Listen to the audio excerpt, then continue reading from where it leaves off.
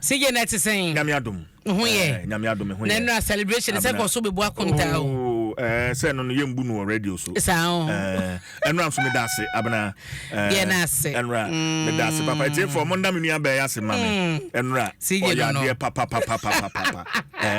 Organizer ono na o hwe tutu bibia convener. But it was beautiful and it was wonderful. Yeah, do nyina ase da Jack alolomi ase brapini also for nyamenyo kese sanso na bra kofi na yire Celestine Donko moya de omoye mane yefe omoye mane yefe na no asem ne PSC ka se no so ahwene baabi amene nam me wachire nya sanka be badodo na no so wo promo bi okotwa na denden dia nti no ni nyina ye mene ni kunu Enoch asiedu kasai ayu so no san kunu friend Enoch oh sure ono no din di ball enwom no the God of Enoch ampa enti edo bibia ase abna na CJ Nsem ekoso Ghana de doso da bokata yi ed bebraba na wanwa we de lawyer Yewra Samwatachia yenim se yebomodia efrene dendenden na pe yaboni pru se de yedi nkomo enra no saa bibia nsesan ye wadaroma bomodia ne peke ko no na yemonkomo sa CJ Nsem hyehyɛ ho Nsem hyehyɛ ho obekaya na mamika mfa entia sonkoma Yewra nek danso nek danso Ghana link wonim se ne otumfo ebebo ye atitrefo bia wo mo som Ghana ebo ma Ghana mai ekoso na sabaso bonimo no enya ne tie se Yewra nek danso esimobi ye oka ho bie enti obodwuma ukọ Ghana link na nsan wo hwe dwuma ye koso ye arrest we machines ne kese abefo kwaso enioma wode aba wode edi dwuma ne nyina akeka ho bi na eboa de de screen mu ne ade no na ma Ghana ye ko ye nim no ti Ghana link adwuma efo nyina no pay ye chia mo sonko na obeka ya attorney general da bokata bo na mabora me de break na ehase ne feto so me yensa eboa ma ne National Signal Bureau ya enono Yewra adubu ahene na emebi atwam no na wo ye panya wo hye ho ntoto ye na ne ho asemeda yi kwadu a attorney general de abo no kyese Ghana sika no so be $7 million na fa ne sase ye sika na ka wo so de hye na oman ye bambo ho nsem ye kan national security a wo hye national security asema ye kana ewono so waso okodi dwuma na so okoto bibi de abaye dwuma ye national security dwuma se ja sembe se bebrebie ni ho national security oman ne bambo ene oman ne se betuma gane na so ene yede ye na sa kwado a yede bo panyi yi na wo kyese 49 million Ghana cedi se sei ye ka se wa wie sika wo de sika fa ne sa so de na yire ene ade no CJ wode nchemu tentententen aba wo se enye se bambo mu ama ne bodo wode betu dwase eye na nigye so no wode ba ne mumu no ba bia nioma bedu na wo so obekirem sanso hunu ne se iyoko ene Raymond Acha ne eni attorney general no epese wo mode ese ni din ede sobo ebodo wo bra ono ne hu fitaa untumi fa sa sobo no emo no allegations bia se wode sika fa ne sase ne ade no wo sesa ne mani nyina no onye ntum esanse onye bone na bone a onye ne CJ enchemu no enie 49 million Ghana cedi ye ka ho asemi wo chese ebi koma emrase bedwafo opposition at the time ye ko opposition aban party wa ban mu ene afi atwam na ye opposition party na eno chinso omampani Mahama aid sika ni bi kwa wo nchen ma mefa breakdown no ema wo yenko sija wo chese 9.5 million e big watch de but 9.5 million Ghana cedi also odema ISC holdings ani nyina no na eye part payment sika bia na woso mutua emasa adwumakoyi na eba no cyber any electronic surveillance systems a wono mode ebeboa abedi dwuma nti eba no ye cyber ho sensema ye so man ye ko cyber no sa sika ikoma ISC holdings a na omadwuma no electronic surveillance systems so na woso ye didi dwuma no na eno so do eka ho bi eno de sika no emaye edan chenso a 6.9 million Ghana cedi and what you say one more ede koma enipa bia any juma bi omukodi ye ka counter terrorism efforts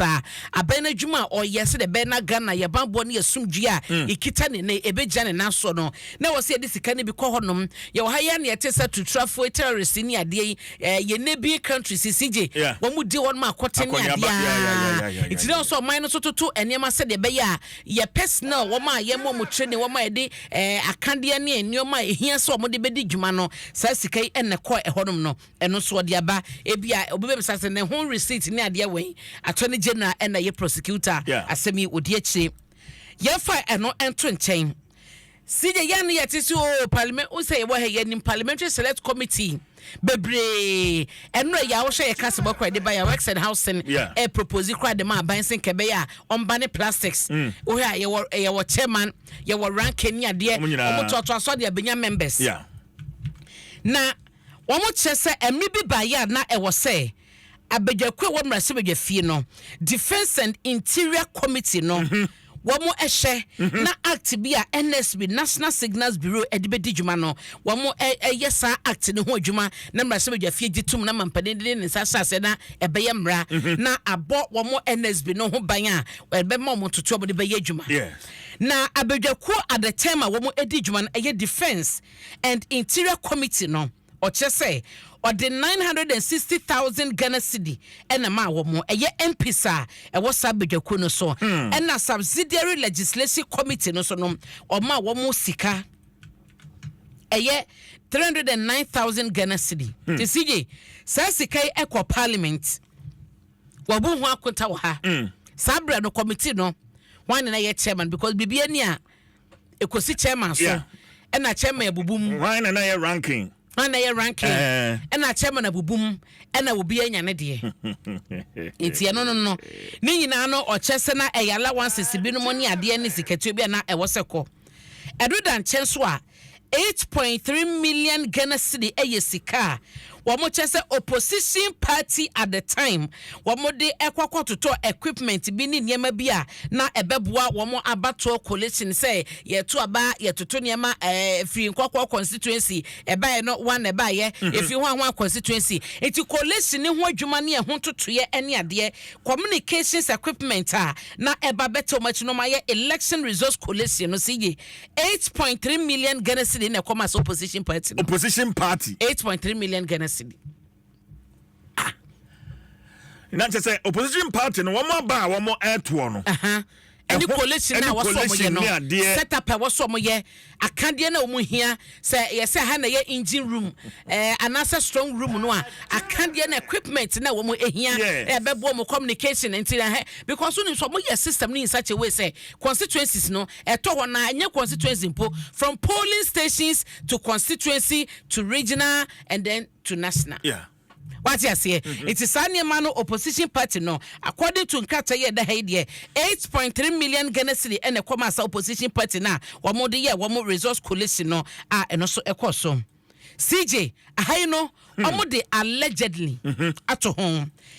Yes, 5.135 million Ghana cedi so ayesika. What you edima special aida sabrano. Transition bremu no na wono eni mampani o mampani no na edijuma ko transition say okase otua special aid to the president elector when a president elect your mampani mahama at the time ni aid ben na okoje say ni aid ben na sasika ekosi ni nsem na o say Mamen Cambro no was say 5.135 million Ghana cedis allegedly paid to the special aid of the president elect for the purchase into don't know what the quarter cars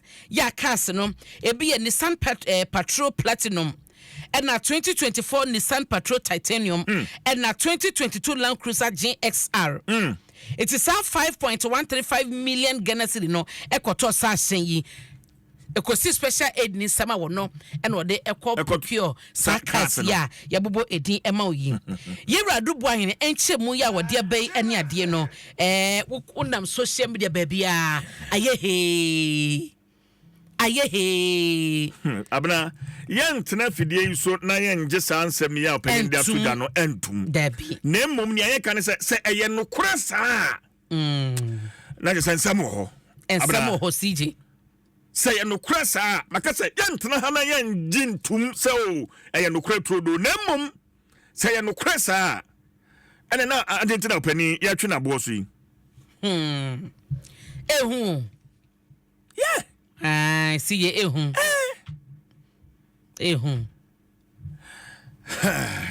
okay break da bokrata no abena bibi fro eno mu amane eno no na sige wo bekaya unsa ensensebo ehya ase se eboboba no ye nyampanyefo bi betwe nkrata tenten be kire se panyi ye kana semi kwabena adubu ahen onye MPP ni wonye MPP ni ena onye womo ekotu na se ebre krompo be hya se bedi ni djuma wo National Signals Bureau ho watena ho achepa nto no abanko osumo bia so wo position so wa ban mu so wo hefa osumo bia eti attorney general krato dia between na mahunu sankrofo bi indicted na attorney general na we na wona agi sika na wona aye wana na aye hwan sika mu dia he na mo chese attorney general agi parliament dia MPC dia no ni ade no sadan krofo pese wo mo ka edi kokosie so je panyi krompo no ono no onyo mampani akufu mampani dada akufu adokra onye na appointee obeto no anu wo ye na djuma eno no so den beto aso ye djuma no enti no sanete na sese no ensema ababeto bonti yegusu hwese ye hwanim se obenya yewra samo atachia ono ne mrani mu atia enko law firm no ono na wo ye lawyer ni a ogina mu ema yewra adubu ahen nti da bokrata yi ebo amane ene akenkan bi achewo no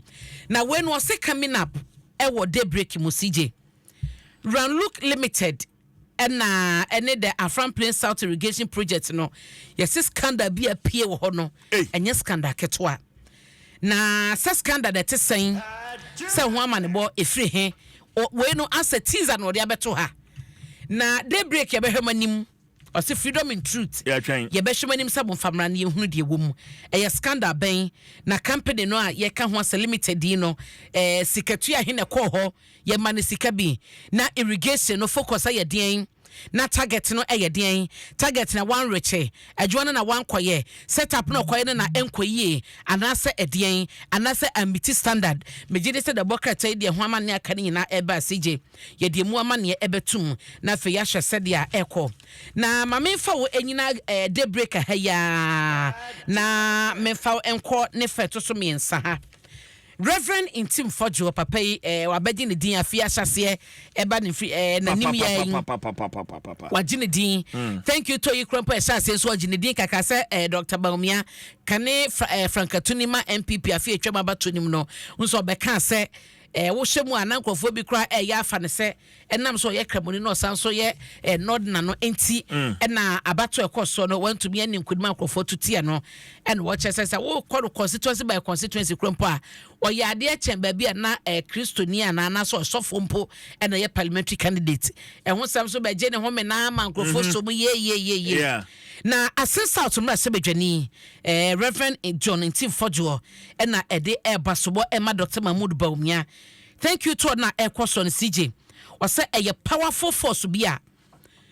babiomu na bia ne nkomo a ekoso nyina no ase etumi bi de akire a party mano babion bedru bia wo ya hyase ne keka bia bababa ya wose babia bedru no hu se ayesumdwie babion bedru bia no party fuo se eye executive so ani ade wo bia agi awo tu ensema Dr. Baumia edikono wo mu gitum ehunu se eno ene enkan kwa party no ehia into de abasobo sonko kra na ama Dr. Baumia e wasana monto mu 18 afei na MPP fo no omba ba me yehunu thank you to no ankasa Is say kanenia say na omde hyase ne de na me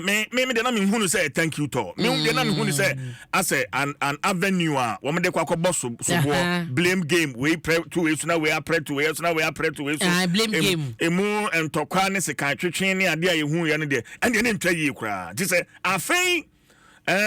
womo dance a womo dance kwan pa so ya so bo bia embem emmem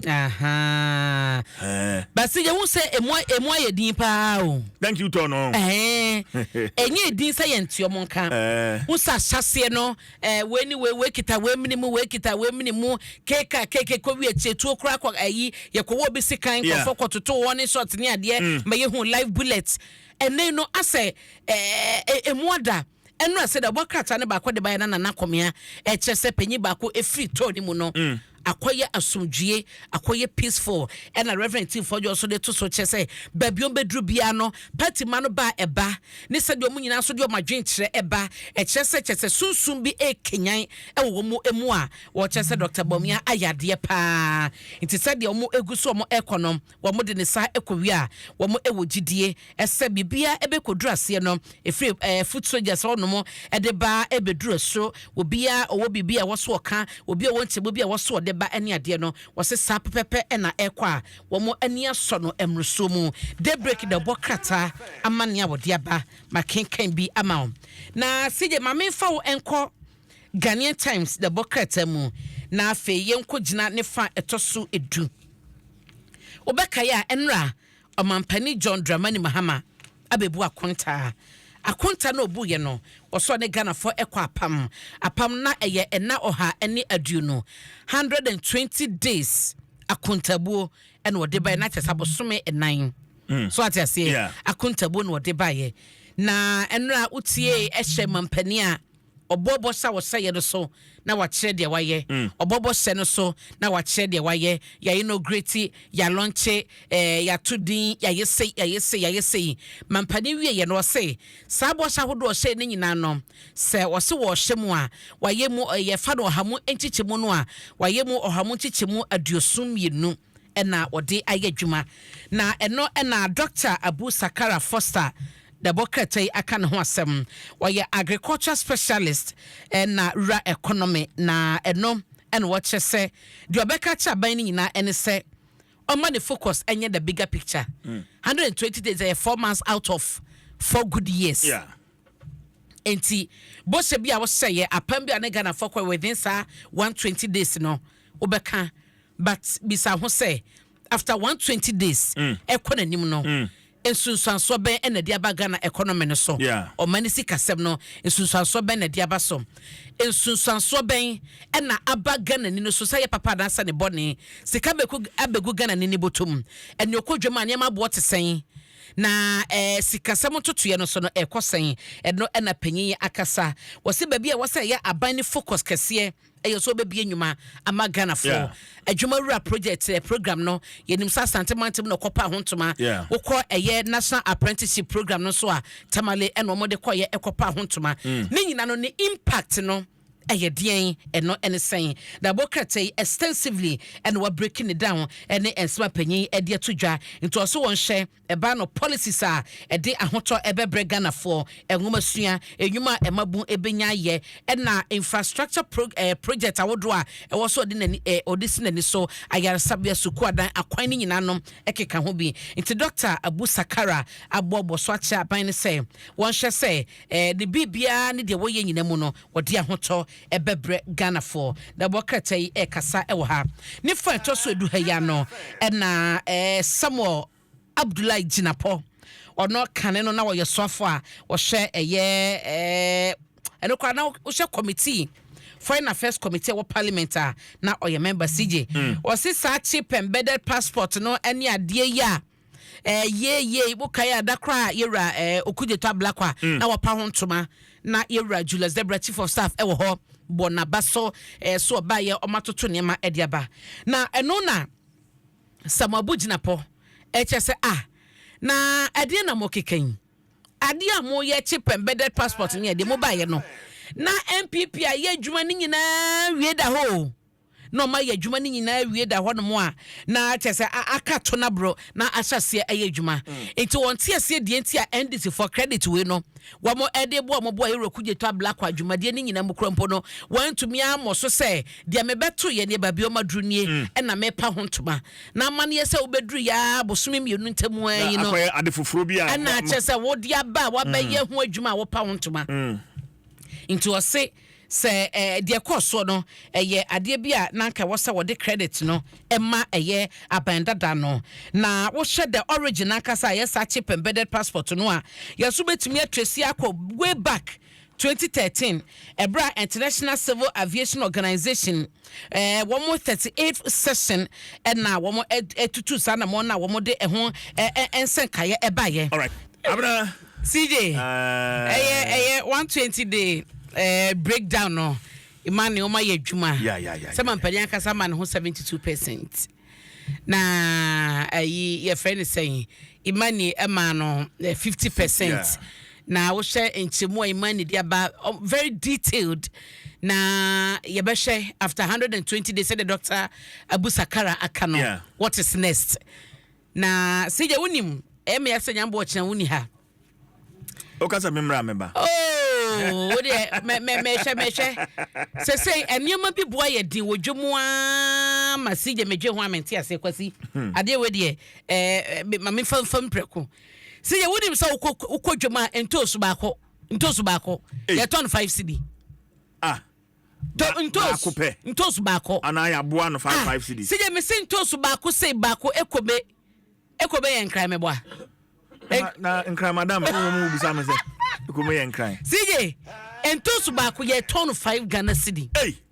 Body also pa pema. Ye timeti you 20 Ghana. Body kontomre kura de sister you don't say don't go there kontomre miampa me kontomre palava sauce chese me die me bibia ene kontomre still kura me to be nya bi ne boa ye dia ma chese me twi ho a me ti asese ya no ye din o ukodwoma obi a ukodwom nyema me bobo so wonim kontomre ketenkete ni nkom yi yes we bo ketenkete be se miensa enan yes 20 Ghana kontomre o ya bo na ketenkete na yes 20 Ghana enuane bo no se de ehyi koso a eye den no siye ehu pa yenim se sanyema we bi won ma ye na eye seasonal ene ade abna but ye seasonal kra na ano ya yeden abna we ano yeden obi tie obeka say sige na bye me kasa me ba amampani dada akufo ado apen so na yes me de intos eba studio ha me de dokono eba studio ha me de entrowa ne ade nyina da bia ya de biba studio ha ebeka ho asem abra na ne bo na ekọ da bi te se de hu he me ya de ba ko joma me se je wugina jomu besu hey na ndantoso ba ko 5 Ghana no se me se ya mani seda enyi tomato paste ho ne ade yi na me se me de ntoso nko fresh tomato se ya kwa 100 cedis. Esa otonto na mato anwa he na mato je na he wato je ne nso so 120 na mato salmon he wato salmon 300 dabi wato salmon 300 igenim se to de bia na enoma ne bo no enoma ne hotumi kwa twe kakra na ma ne bo ne ko far above Aram or say what Abna is saying is very true. Genevieve Ajako or say CJ is true pa on Facebook and also Jene enra ya na mekoto Jene basket no usade no to no dodo go no then to sin dey mean to be crime for me tinta ho na kwa be santo sa paint rubber blue no paint rubber blue ya body bottle si obi dwane na kan pese ayi tin tomato kese ya ye sentos ni gumo no entos ne nko a na ba kwa ni ye to ma 5 Ghana enamo mai ye ho komini ni ne ka ho ni na mai ti uka so be ya ano ye den esa ho be 300 400 Ghana ho enuane boy ye den si je enuane boy ye den 400 Ghana yes sempenyi for monansi for my yes so mo ye jodi for dia wo so wuja no a e wo mu se sa akọ he kontomre sa si je wo de o se he kontomre tese me shock me ni aton kontomre ma kiti 20 Ghana o beto ahe family of 4 family of 5 wo so wu twimpo a kontomre ahe na beto no watum de ye aduane no